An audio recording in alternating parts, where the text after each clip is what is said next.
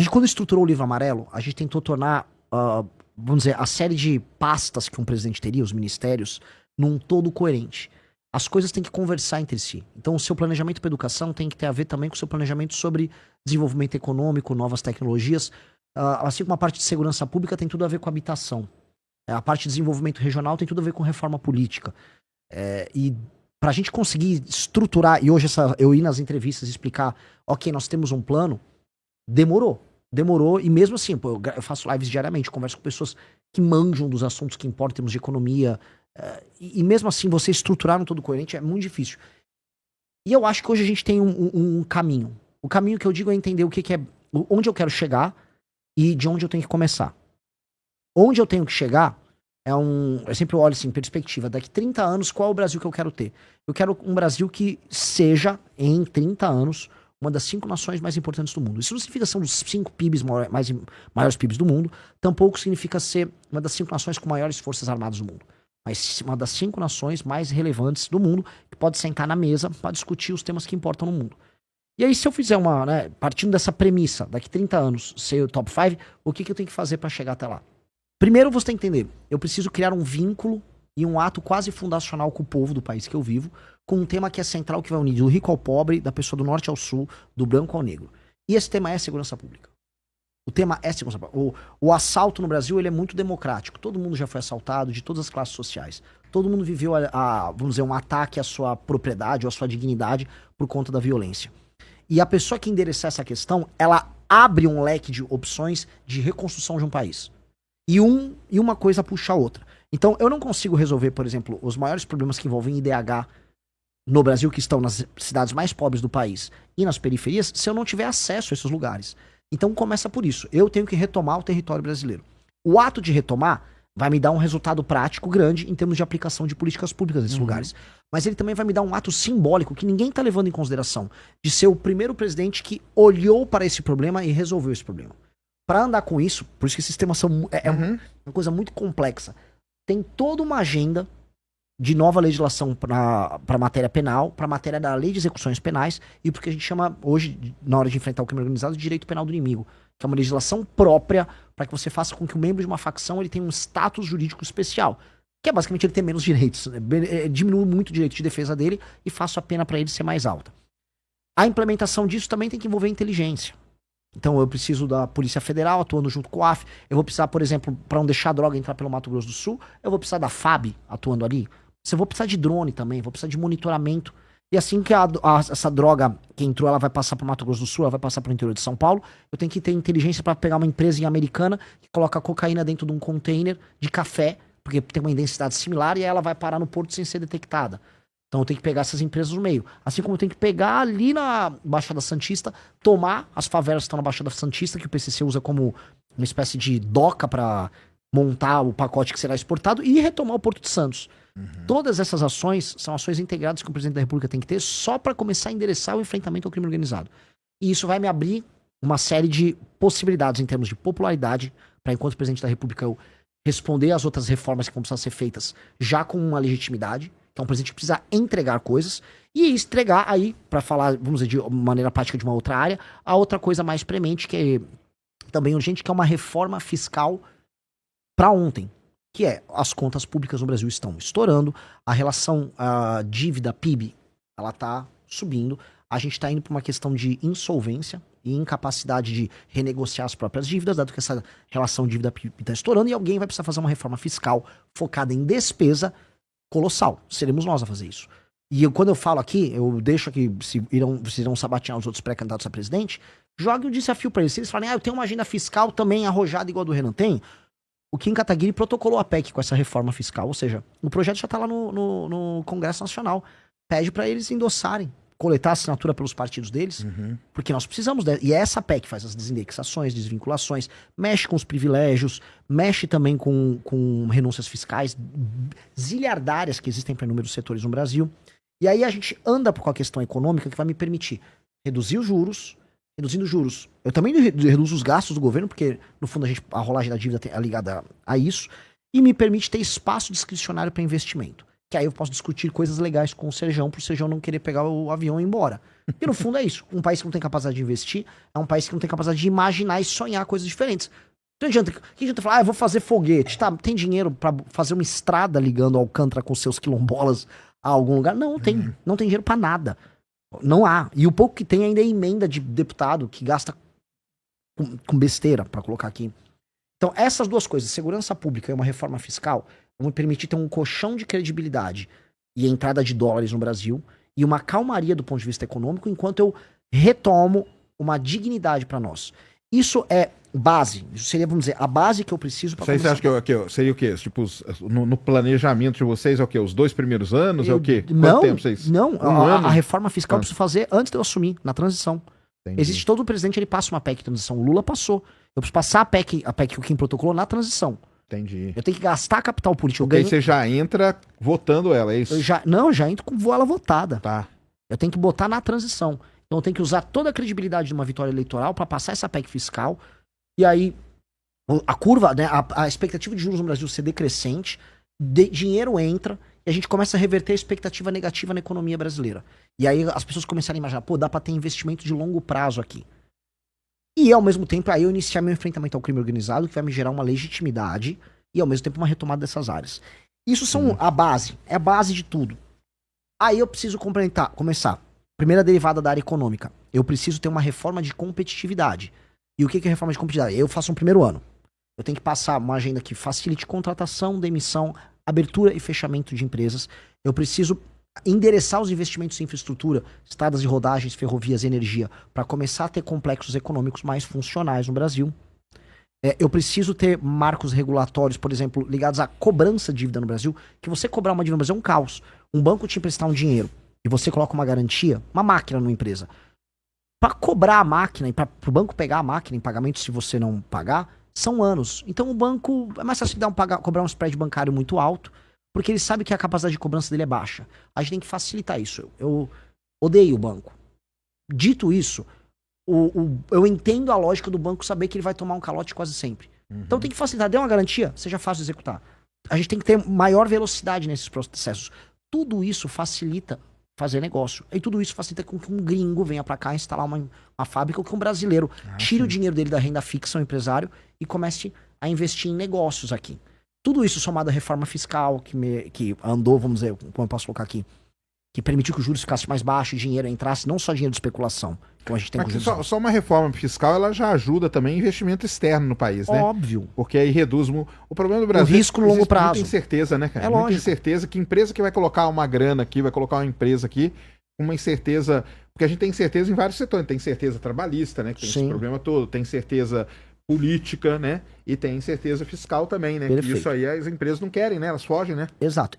Hoje, se você fosse escolher um perfil para compor a pasta econômica, o Ministério da Fazenda, ou um nome, se você já tivesse, se você quiser revelar também, pode falar a respeito disso? E qual que é a sua relação com a Faria Lima? A gente sabe que a Faria Lima, toda eleição, ela faz uma cartinha dizendo a respeito do que ela espera do próximo presidente e quem ela apoia, né? Inclusive, a gente teve que, na última eleição, foi o Lula e muitos dizem que isso foi decisivo, inclusive do mercado apoiar aí a campanha do Lula e o Lula se eleger. O que você acha? Que não dá para colocar vendedores de Banco Master. A Faria Lima também quer dar muitos pitacos, mas andava vendendo o Banco Master até ontem. Esta é uma triste realidade de muitos elementos na Faria Lima. Que tá muito preocupado com a agenda econômica, mas estava enfiando Master no cliente até agora. Então eu tenho minhas ressalvas com a Faria Lima, no sentido de que a Faria Lima ela faz as apostas políticas dela e quase sempre é puro lixo. A Faria Lima fez as pessoas acreditarem que o Tarcísio seria candidato. E fez preço em cima. Depois falou que o Ratinho seria candidato. Depois falou que o Leite seria candidato. Agora tentou fazer uma aposta meio manca no Zema. Eu não sei se a Faria Lima tem que ser tão ouvida assim. Eu não sei. A agenda minha fiscal, se eu falar isso pra um banqueiro, se eu falar pros caras dos fundos, isso aqui é música pros ouvidos deles. É música pura. O que ela tá falando é lindo. Agora eles nunca me consideraram. Agora a boa parte deles vão me considerar simplesmente porque eu apareci melhor nas pesquisas. Agora, vamos dizer, eu sou agora um grande músico pra tocar a música que eles ouvem. Antes não. Então, assim, a relação com a Faria Lima, ela tem que ser uma relação pragmática. Pragmática. Porque senão eles fazem preço em cima de você. E a questão toda pra mim é o seguinte, eu não vou fazer, não vou estabelecer os nomes para um time econômico nosso baseado no o que a Faria Lima quer, mas sim o que o Brasil precisa. A Faria Lima, muita gente na Faria Lima quer, por exemplo, que a questão das terras raras, como eles são curto-prazistas, seja assim, vamos ver um marco regulatório que ajude alguém a vir aqui, botar umas minas e levar aquilo embora. Entreguismo, né? É isso. Entreguismo. É isso. O entreguismo é a coisa mais fácil do mundo. Faz preço pra Faria Lima falar que eu vou privatizar a Petrobras. Eu não quero privatizar a Petrobras. Então, eu não estou afim de fazer preço com eles a todo custo. Porque o Lula, ele vai pelo lado mais fácil. O lado mais fácil qual é? Entrega, meu amigo. Entendeu? É o entreguismo. Eu não sei em que pé que tá lá a venda da Serra Verde lá, mas parece que tá no STF ainda, né? Sim. A Serra Verde, que eles foram comprar a maior mina de terra rara lá de Goiás, né? Mas eu acho que o STF barrou. Sim, tá com embargo judicial. Tá com embargo ainda. Com uma ação. Então, mas porque se vende... Cara, aí acabou, né? Porque aí você já entregou. Aí como que... Por exemplo, vamos supor que o Lula vai lá e entrega. Eu não acho que isso foi uma entrega do Lula. Eu não acho que foi uma entrega específica do Lula. O Lula foi colocado... O Trump botou o Lula pra sentar numa cadeirinha. Isso ainda no ano passado, quando eles estavam discutindo Venezuela, tarifas... Magnitsky. A lei do Magnitsky. O ponto dela é isso aí, viu? Ali que começou, o Lula começou a ceder ali na questão das terras raras. E ali o Trump obrigou basicamente o Lula a tirar qualquer perspectiva da China a atuar nesse setor aqui. A China naturalmente viu o Brasil como um fornecedor de terra rara e ele avisava assim, deixa eu minerar aqui, Lulinha, e manda lá que eu processo lá na China. Porque, se eu não me engano, também me corrija, a Austrália tem mineração de terra rara, só que o processamento ela faz na China. Porque a China é o mais competitiva, as leis ambientais não existem. É a mesma coisa do petróleo. É igual o petróleo pesado, que a gente pega, vende o petróleo para refinar lá fora e compra ele depois refinado.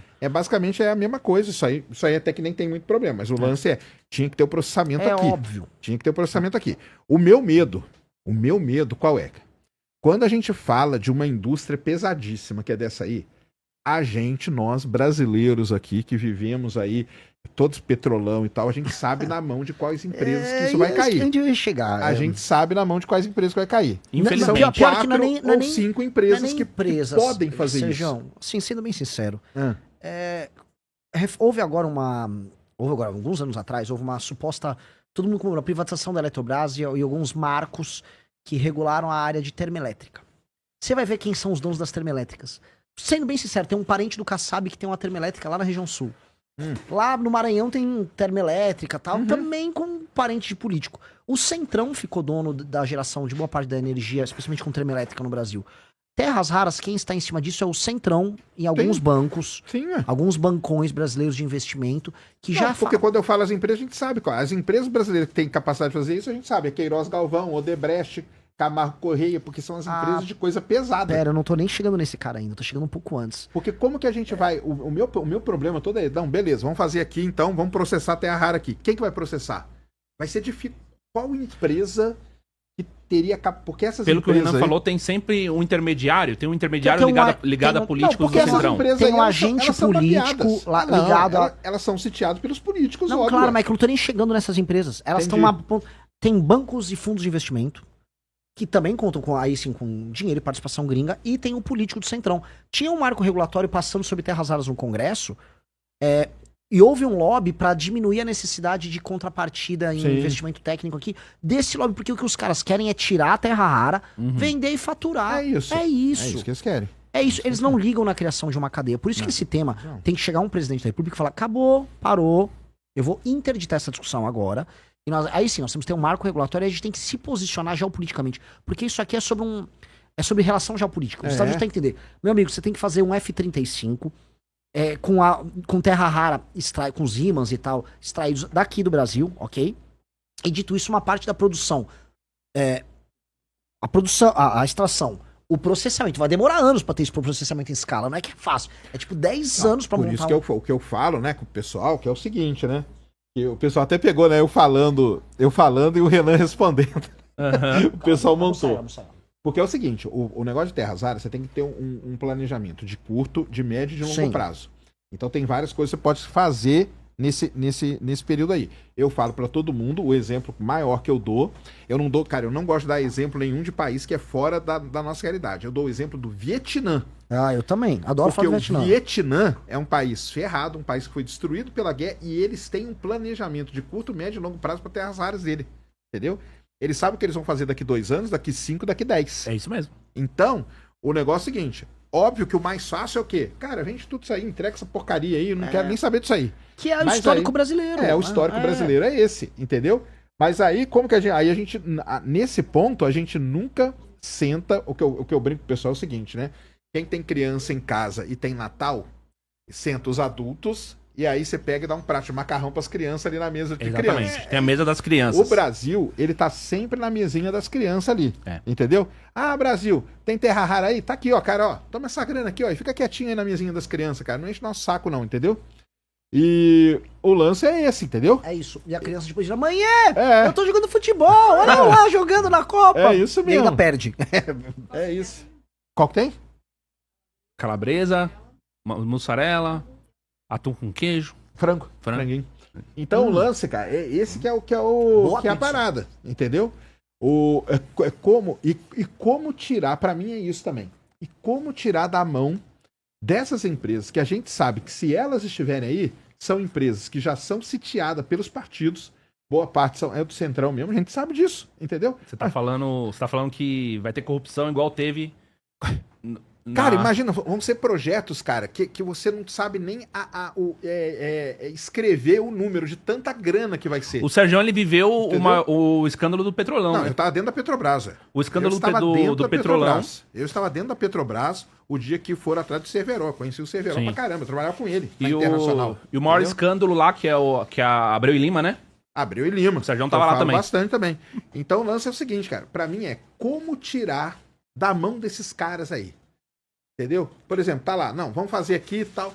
Como que nós vamos fazer? Como que nós vamos tirar da mão dessas empresas que a gente sabe qual é o final da história? Entendeu?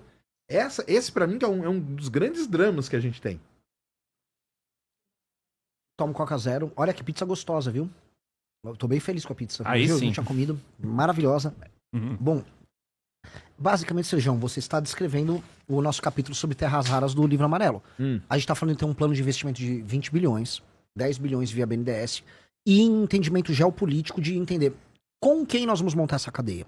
Não será com a China, porque a China já tem a cadeia dela. Uhum. E a China, se reeleger o Lula, a China vai querer ver o Brasil subalterno à cadeia dela, exportando no máximo aquele composto que não tem, acho que não tem a separação, né, das terras. Sim. É o óxido, né? Que é o do meio ali. O Trump já avisou que mesmo se o Lula ganhar, não vai acontecer, que aqui é a zona de interesse americano. E aí, se o Lula não coopera, o Trump vai simplesmente falar, vou botar umas empresas aí, bota teus parceiros políticos pra ganhar uma grana e manda isso pra cá. E pode anotar, vocês vão ver Joesley Batista, que não tem nada a ver com isso, não, sendo um dos claro. agentes mais importantes Lógico, nessa área. É o Joesley. É. O Joesley é um dos maiores, vamos dizer, prospectores de terras raras que tem no Brasil. Qual é a função do Brasil nesse jogo? E essa eu tô botando pra roda aqui pra todo mundo discutir, porque esse tema é central. O Brasil depende muito da China. Dito isso, essa questão das terras raras são uma das grandes oportunidades da gente dar um salto civilizacional.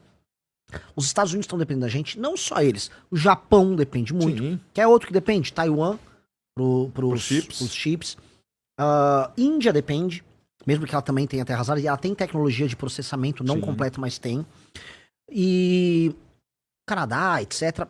Nós temos que, assim, existe uma cadeia paralela da China para você criar uma indústria deste século que vai, em grande medida, depender do Brasil. Logo, o que nós temos que colocar na mesa é o papel do Brasil é de protagonista nessa cadeia. Isso. Para fazer todos esses investimentos pra gente começar, da mineração ao processamento, e acho que seria coisa de 10 anos, é isso que a gente conversou com o time. Coisa de 10 anos pra você fazer isso, é investimento, seriedade, várias empresas pra essas áreas, e investimento aqui no Brasil em formação de capital humano, pra gente poder ter nossa própria tecnologia, por exemplo, de processamento limpo em algumas áreas. Me falaram, depois que o pessoal dá um Google, tem uma iniciativa que chama Magbras, que eles já estavam fazendo tecnologia de processamento para alguns desses Sim. são não sei se é disprósio, neodímio. Então eles já estavam conseguindo, aqui no Brasil, a gente tem que desenvolver isso virar startups, e aí essas empresas têm, vamos dizer, contratos garantidos com as mineradoras, que sejam as gringas até, que venham se instalar aqui, para isso financiar o surgimento de uma cadeia brasileira, com tecnologia brasileira nisso. E, paralelamente, o imã sendo feito aqui, aí exigir como contrapartida as fábricas de bateria aqui.